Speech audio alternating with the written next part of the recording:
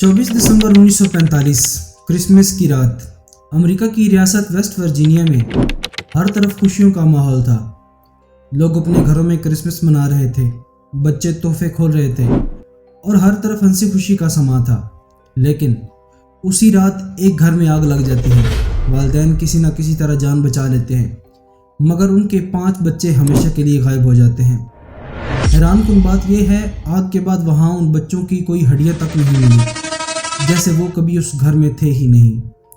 پھر 20 سال بعد ایک لفافہ آتا ہے، اس کے اندر ایک نوجوان کی تصویر اور صرف ایک جملہ لکھا ہوتا ہے، آئی ایم لیوس سوڈر۔ اگر وہ زندہ تھا تو باقی 4 بچے کہاں تھے؟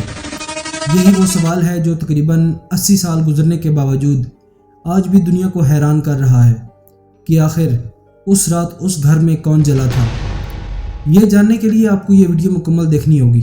اگر آپ ہمارے چینل پر نئے آئے ہیں تو چینل کو سبسکرائب ضرور کریں تاکہ آگے آنے والی ہر ویڈیو آپ تک پہنچ سکے۔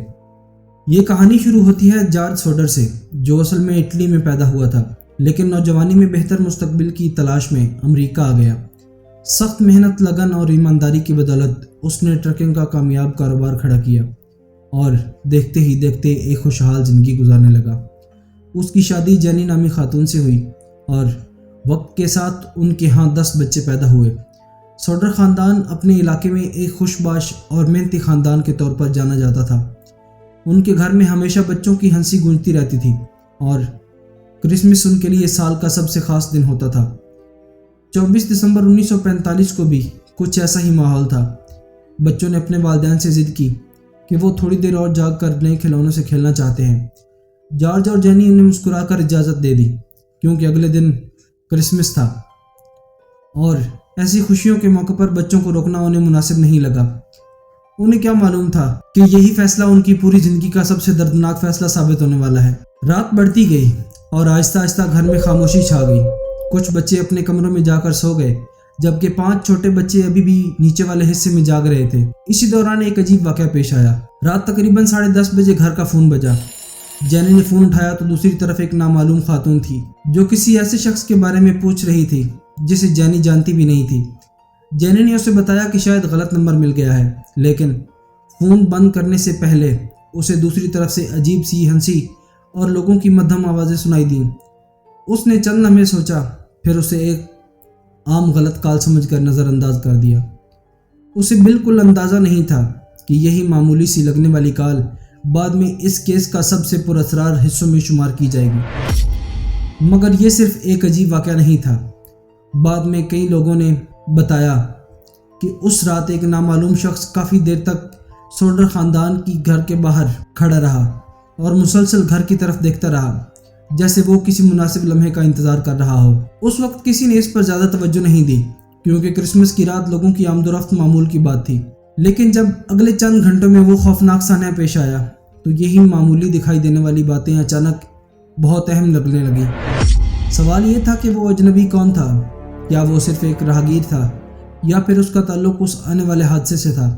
اور پھر رات تقریباً 1 بجنے والی تھی جب ایک ایسی آواز نے جینی سوڈر کی آنکھ کھول دی، جس کے بعد سوڈر خاندان کی زندگی کبھی پہلے جیسی نہ رہ سکی۔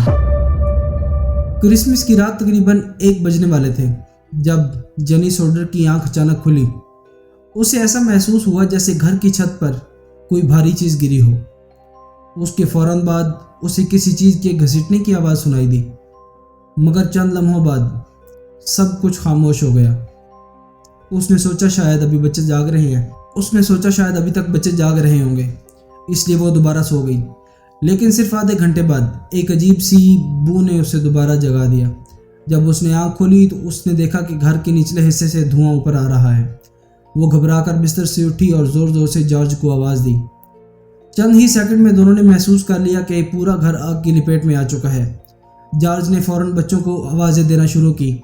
اوپر والے کمروں میں سوئے ہوئے 4 بچے اور جینی کسی نہ کسی طرح باہر نکل آئے، لیکن 5 بچے موریس، مارتھا، لوئس، جینی جونیئر اور بیٹی، جو اوپر کے دوسرے حصے میں سو رہے تھے، ان کی طرف جانے والا راستہ مکمل طور پر آگ میں گھر چکا تھا۔ جارج نے ایک لمحے کے لیے بھی ہمت نہیں ہاری۔ وہ کھڑکی توڑ کر اندر جانے کی کوشش کرتا رہا، لیکن آگ اتنی شدید تھی کہ چند سیکنڈ سے زندہ رہنا وہاں کھڑا رہنا بھی ناممکن تھا۔ پھر اسے خیال آیا کہ گھر کے ساتھ ایک بڑی سیڑھی ہے جس کے ذریعے وہ اوپر والی کھڑکی تک پہنچ سکتا ہے، مگر جب وہ وہاں پہنچا تو حیرت سے اس کے قدم رک گئے۔ وہاں پر سیڑھی اپنی جگہ پر تھی ہی نہیں۔ وہ بار بار ادھر ادھر دیکھتا رہا، مگر سیڑھی جیسے ہوا میں غائب ہو چکی تھی۔ اب اس کے پاس صرف ایک امید تھی۔ اس نے سوچا کہ اپنے بڑے بڑے ٹرک کو گھر کے ساتھ لگا کر اس پر چڑھ جائے اور کھڑکی تک پہنچ جائے۔ وہ دوڑتا ہوا ٹرک کے پاس گیا، لیکن جو چیز اگلے چند لمحوں میں ہوئی اس نے اس معمہ کو اور بھی پراسرار بنا دیا۔ دونوں ٹرک جو چند گھنٹے پہلے بالکل صحیح حالت میں تھے، اچانک سٹارٹ ہی نہیں ہوئے۔ جارج نے بار بار انجن گھمانے کی کوشش کی، مگر دونوں مکمل طور پر بند پڑے تھے، جیسے کسی نے جان بوجھ کر انہیں ناکارہ بنا دیا ہو۔ اب آگ پورے گھر کو اپنی لپیٹ میں لے چکی تھی اور جارج بے بسی سے اپنے بچوں کے نام پکار رہا تھا، لیکن اندر سے کوئی جواب نہیں آ رہا تھا۔ اسی دوران جینی نے فائر بریگیڈ کو فون کرنے کی کوشش کی، مگر فون لائن مردہ تھی۔ پڑوسیوں نے بھی فون ملایا، لیکن کال نہیں جا رہی تھی۔ آخرکار ایک شخص کئی میل دور جا کر فائر اسٹیشن کو اطلاع دینے میں کامیاب ہوا، مگر حیرت کی بات یہ تھی کہ فائر بریگیڈ جو چند میل کے فاصلے پر موجود تھی، موقع پر پہنچنے میں تقریباً 7 گھنٹے لگا بیٹھی۔ جب تک وہ وہاں پہنچے گھر مکمل راکھ بن چکا تھا۔ لیکن اصل حیرت ابھی باقی تھی، کیونکہ جب حکام نے ملبہ کھنگالا تو انہیں وہاں ان 5 بچوں کی نہ لاشیں ملی، نہ ہڈیاں اور نہ ہی کوئی ایسا واضح ثبوت جو یہ ثابت کر سکے کہ وہ واقعی اس آگ میں جل کر مر گئے تھے۔ سوال اب یہ تھا کہ اگر وہ آگ میں نہیں جلے تو پھر وہ گئے کہاں؟ کیا واقعی وہ آگ شروع ہونے سے پہلے ہی اس گھر سے نکال لیے گئے تھے، یا پھر اس رات کچھ ایسا ہوا تھا جسے کسی نے جان بوجھ کر دنیا سے چھپا دیا؟ صبح ہونے تک سوڈر خاندان کی زندگی مکمل طور پر بدل چکی تھی۔ جہاں چند گھنٹے پہلے ایک خوشحال گھر تھا، وہاں اب صرف جلی ہوئی لکڑی، راکھ، خاموشی باقی رہ گئی تھی۔ جارج اور جینی کی نظریں مسلسل اس ملبے پر جمی ہوئی تھیں، کیونکہ انہیں یقین تھا کہ اگر ان کے بچے واقعی آگ میں ہلاک ہوئے ہیں تو کم از کم ان کے کچھ باقیات تو مل ہی جائیں گے۔ لیکن جب فائر چیف نے ملبہ دیکھا تو اس نے حیران کن طور پر اعلان کر دیا کہ 5 بچے آگ میں ہلاک ہو چکے ہیں، حالانکہ اس کے پاس اس دعوے کا کوئی ٹھوس ثبوت نہیں تھا۔ اس سے بھی زیادہ حیران کن بات یہ تھی کہ ملبے میں نہ کوئی انسانی ہڈی ملی، نہ دانت، نہ کھوپڑی کا حصہ اور نہ ہی جسم کا کوئی ایسا ٹکڑا جو اس نتیجے کی تصدیق کر سکے۔ بعد میں کئی ماہرین نے بتایا کہ عام طور پر گھر میں لگنے والی آگ اتنی شدید نہیں ہوتی کہ انسانی جسم کو مکمل طور پر راکھ بنا دے۔ خاص طور پر ہڈیاں اور دانت تقریباً ہمیشہ باقی رہ جاتے ہیں۔ یہی وہ لمحہ تھا جب جارج سوڈر کے ذہن میں پہلا بڑا سوال پیدا ہوا۔ اگر میرے بچے واقعی اس آگ میں مرے ہیں تو ان کا کوئی نشان کیوں نہیں ملا؟ مگر اس وقت کسی نے اس کی بات کو سنجیدگی سے نہیں لیا۔ چند ہی دن بعد سرکاری طور پر یہ کیس بند کر دیا گیا اور 5 بچوں کے ڈیتھ سرٹیفکیٹ جاری کر دیے گئے، جیسے حکام اس کہانی کو جلد از جلد ختم کرنا چاہتے ہوں۔ لیکن جارج نے ہار ماننے سے انکار کر دیا۔ اسے بار بار کرسمس سے پہلے پیش آنے والے عجیب واقعات یاد آنے لگے۔ اسے وہ شخص یاد آیا جس نے چند ہفتے پہلے اس کا گھر معائنہ کرتے ہوئے کہا تھا، تمہارا یہ گھر ایک دن آگ میں جل جائے گا اور تم کچھ نہیں کر سکو گے۔ اس وقت جارج نے اس دھمکی کو سنجیدگی سے نہیں لیا تھا، لیکن اب ہر گزرتے دن کے ساتھ وہ الفاظ اس کے ذہن میں گونجنے لگے۔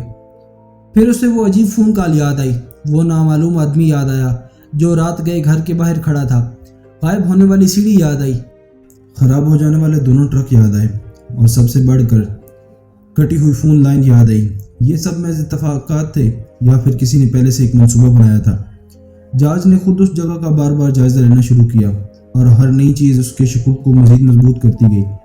چند دن بعد ایک مقامی شخص نے آ کر ایک ایسا انکشاف کیا جس نے اس کیس کو نئی سمت دے دی۔ اس نے بتایا کہ آگ لگنے والی رات اس نے ایک گاڑی کو سوڈر خاندان کے گھر کے قریب تیزی سے جاتے دیکھا تھا، اور اسے ایسے لگا جیسے اس گاڑی کے اندر بچے موجود تھے۔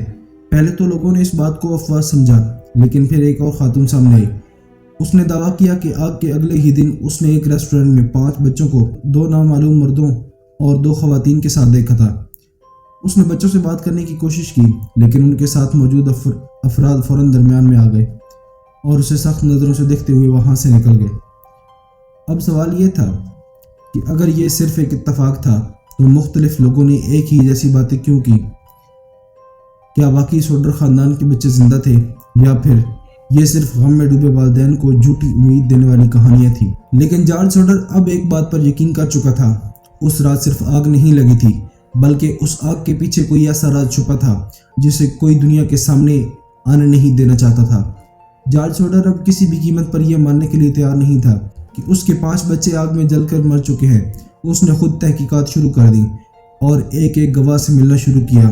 کچھ ہی دنوں بعد ایک شخص نے اسے بتایا کہ آگ لگنے سے پہلے اس نے ایک آدمی کو گھر کے قریب فون کی تاروں کے ساتھ چھیڑ چھاڑ کرتے دیکھا تھا۔ پہلے تو کسی نے اس بات پر یقین نہیں کیا، مگر بعد میں جب فون کمپنی نے معائنہ کیا تو ایک حیران کن بات سامنے آئی۔ فون لائن آگ سے نہیں جلی تھی بلکہ اسے جان بوجھ کر کاٹا گیا تھا۔ اس انکشاف نے پورے کیس کو ایک نئی سمت دے دی، کیونکہ اب یہ صرف ایک حادثہ نہیں لگ رہا تھا۔ اگر کسی نے فون لائن کاٹی تھی تو اس کا مطلب یہ تھا کہ کسی نے پہلے سے منصوبہ بنایا تھا تاکہ آگ لگنے کے بعد سوڈر خاندان فوری مدد نہ بلا سکے۔ مگر سوال یہ تھا کہ آخر کیوں؟ جارج کو ایک اور عجیب بات بھی یاد آئی۔ آگ لگنے سے چند ماہ پہلے ایک انشورنس سیلز مین اس کے گھر آیا تھا۔ جب جارج نے انشورنس خریدنے سے انکار کیا تو وہ شخص غصے میں بولا تھا، ایک دن تمہارا گھر آگ میں جل جائے گا اور تم اپنے بچوں کو بھی نہیں بچا سکو گے۔ اس وقت یہ بات صرف ایک دھمکی لگ رہی تھی، لیکن اب وہ جملہ بار بار جارج کے ذہن میں گونج رہا تھا۔ کیا یہ صرف غصے میں کہی گئی بات تھی یا اس شخص کو واقعی کچھ معلوم تھا؟ جارج نے پولیس کو یہ سب بتایا مگر کوئی سنجیدہ کارروائی نہیں ہوئی۔ دوسری طرف گواہوں کی تعداد بڑھتی جا رہی تھی۔ ایک خاتون نے دعویٰ کیا کہ اس نے آگ لگنے کے اگلے دن 5 بچوں کو ایک ہوٹل کے باہر دیکھا تھا۔ اس نے بتایا کہ بچے خوف زدہ لگ رہے تھے اور ان کے ساتھ 2 اجنبی مرد موجود تھے جو کسی کو ان کے قریب نہیں آنے دے رہے تھے۔ ایک ویٹریس نے بھی یہی دعویٰ کیا کہ اس نے انہی 5 بچوں جیسے 5 بچوں کو ایک ریسٹورنٹ میں دیکھا تھا، مگر ان کے ساتھ موجود افراد پر سوال کا جواب خود دے رہے تھے۔ ہر سوال کا جواب خود دے رہے تھے اور بچوں کو بولنے نہیں دے رہے تھے۔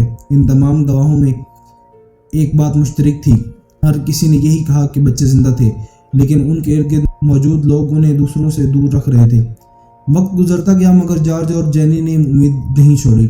انہوں نے اپنے گھر کے سامنے ایک بہت بڑا بل بورڈ لگوا دیا جس پر 5 بچوں کی تصاویر تھیں اور ساتھ لکھا تھا، اگر کسی کو ان بچوں کے بارے میں کوئی بھی معلومات ہوں تو وہ ان سے رابطہ کرے۔ اس زمانے میں یہ بل بورڈ میلوں دور سے نظر آتا تھا اور ہزاروں لوگ روزانہ اسے دیکھتے تھے۔ کئی فون کالز آئیں، کئی خطوط بھی ملے، مگر ہر سراغ یا تو ادھورا ثابت ہوا یا پھر کسی نئے سوال کو جنم دے گیا۔ سال گزرتے گئے مگر ایک سوال اپنی جگہ قائم رہا، اگر یہ 5 بچے واقعی اس آگ میں ہلاک ہو گئے تھے تو پھر اتنے مختلف لوگ انہیں امریکہ کے مختلف شہروں میں دیکھنے کا دعویٰ کیوں کر رہے تھے؟ کیا یہ سب محض اتفاق تھا یا واقعی کوئی ان بچوں کو ایک نئی شناخت کے ساتھ کہیں دور لے گیا؟ اور اگر ایسا تھا تو اس کے پیچھے آخر مقصد کیا تھا؟ یہی سوال سوڈر خاندان کے اگلے کئی اشروں تک سکون سے جینے نہیں دے سکا، کیونکہ انہیں محسوس ہونے لگا تھا کہ اصل کہانی ابھی شروع ہوئی ہے۔ سال گزرتے گئے لیکن جارج اور جینی سوڈر نے اپنے بچوں کی تلاش کبھی نہیں چھوڑی۔ ہر نئی اطلاع ان کے دل میں امید جگا دیتی تھی اور ہر ناکام سراغ انہیں دوبارہ اسی سوال پر لا کھڑا کرتا کہ آخر اس رات ہوا کیا تھا۔ پھر 1967 میں یعنی آگ لگنے کے تقریباً 22 سال بعد ایک ایسا واقعہ پیش آیا جس نے اس واقعے کو پہلے سے بھی زیادہ پراسرار بنا دیا۔ ایک دن سوڈر خاندان کے گھر ایک نامعلوم لفافہ پہنچا۔ اس پر نہ بھیجنے والے کا نام تھا اور نہ ہی واپسی کا کوئی پتہ۔ جب جینو نے لفافہ کھولا اس کے ہاتھ کانپنے لگے۔ اندر ایک نوجوان کی تصویر تھی۔ تصویر میں موجود لڑکے کی عمر تقریباً 25 سے 30 سال کے درمیان لگ رہی تھی، لیکن اس کا چہرہ حیرت انگیز حد تک ان کے بیٹے لوئس سوڈر سے ملتا تھا جو آگ لگنے کے وقت صرف 9 سال کا تھا۔ اصل جھٹکا اس وقت لگا جب انہوں نے تصویر کے پیچھے لکھا ہوا پیغام پڑھا۔ اس پر صرف چند جملے لکھے تھے، لوئس سوڈر آئی لو برادر فرینکی۔ یہ الفاظ آج تک پوری دنیا سمجھ نہیں جا سکے۔ کچھ لوگوں کا خیال تھا یہ کسی خفیہ کوڈ کا حصہ تھا، جبکہ کچھ کے مطابق یہ لوئس کی طرف سے اپنے خاندان تک پہنچنے کی ایک ناکام کوشش کی۔ جارج نے تصویر کو بار بار دیکھا۔ جینو نے بھی پرانی تصاویر نکال کر نوجوان کے چہرے کا موازنہ کیا اور دونوں اس نتیجے پر پہنچے کہ یہ اتفاق نہیں ہو سکتا۔ ان کے لیے یہ تصویر اس بات کا ثبوت بن گئی کہ شاید ان کا بیٹا واقعی زندہ ہے۔ انہوں نے فوراً ایک پرائیویٹ جاسوس کی خدمات حاصل کی اور اسے اس تصویر کے سراغ تک پہنچنے کا کام سونپا، مگر حیرت انگیز طور پر وہ جاسوس کچھ ہی دن بعد پراسرار انداز میں غائب ہو گیا۔ نہ اس نے دوبارہ سوڈر خاندان سے رابطہ کیا اور نہ ہی اس کی تحقیقات کی کوئی رپورٹ کبھی سامنے آئی۔ یہ واقعہ اس کے معمہ میں ایک اور سوال کا اضافہ کر گیا۔ اگر تصویر جعلی تھی تو اسے بھیجنے والا کون تھا؟ اور اگر تصویر اصلی تھی تو پھر وہ شخص اچانک غائب کیوں ہو گیا؟ وقت گزرنے کے ساتھ اس کیس پر کئی تھیوریز سامنے آئیں۔ کچھ لوگوں کا ماننا تھا کہ یہ سب ایک حادثہ تھا اور بچے واقعی آگ میں ہلاک ہو گئے تھے، اگرچہ ان کی باقیات کبھی نہیں مل سکیں۔ دوسری تھیوری یہ تھی کہ بچوں کو کسی منظم گروہ نے اغوا کیا ہے اور آگ صرف اصل مجرم کو چھپانے کا ایک ذریعہ تھی۔ ایک اور نظریہ یہ بھی تھا کہ جارج سوڈر کے سیاسی خیالات کی وجہ سے کسی نے اس کے خاندان کو نشانہ بنایا، کیونکہ وہ اٹلی کے اس وقت کے حکمرانوں کے خلاف کھل کر بات کرتا تھا اور اس کے کئی دشمن بن چکے تھے۔ مگر ان تمام نظریات میں سے کوئی بھی آج تک مکمل طور پر ثابت نہیں ہو سکا۔ سب سے حیران کن بات تو یہ ہے کہ سوڈر خاندان نے اپنی زندگی کے آخری دن تک 5 بچوں کو مردہ ماننے سے انکار کر دیا۔ جینی نے تو اپنی موت تک گھر کے سامنے لگے اس بل بورڈ کو نہیں بتایا جس پر اپنے بچوں کی تصویریں اور معلومات درج تھیں، کیونکہ اسے یقین تھا کہ ایک دن ان میں سے کوئی نہ کوئی واپس ضرور آئے گا۔ لیکن کیا واقعی وہ بچے زندہ تھے یا پھر یہ ایک ایسی غمزدہ خاندان کی امید تھی جو حقیقت کو قبول نہیں کر پا رہا تھا؟ اس سوال کا جواب شاید آج بھی کہیں برف، راکھ اور وقت کی دھول میں چھپا ہوا ہے۔ 50 سال سے زیادہ کا عرصہ گزر چکا ہے، مگر دی سوڈر چلڈرن مسٹری آج بھی امریکہ کے سب سے بڑے غیر حل شدہ رازوں میں شمار ہوتی ہے۔ جدید دور میں کئی ماہرین نے اس کیس کا دوبارہ جائزہ لیا اور پرانے شواہد کو نئی زاویے سے دیکھنے کی کوشش کی۔ انہوں نے بتایا کہ عام رہائشی گھر میں لگنے والی آگ اتنی شدید نہیں ہوتی کہ 5 انسانی جسموں کو مکمل طور پر ختم کر دے، خاص طور پر ہڈیاں اور دانت عموماً باقی رہ جاتے ہیں۔ یہی وجہ ہے کہ بہت سے فرانسک ماہرین آج بھی اس سرکاری موقف پر سوال اٹھاتے ہیں کہ بچے آگ میں جل کر ہلاک ہو گئے تھے۔ دوسری طرف کچھ ماہرین کا کہنا ہے کہ اتنے برس گزر جانے کے بعد ٹھوس ثبوت نہ ہونے کی وجہ سے کسی بھی تھیوری کو حتمی طور پر درست یا غلط قرار دینا ناممکن ہے۔ یہی وہ مقام ہے جہاں یہ کہانی ایک حادثے سے نکل کر ایک ایسے معمہ میں تبدیل ہو جاتی ہے جس کا شاید کبھی مکمل جواب نہ مل سکے۔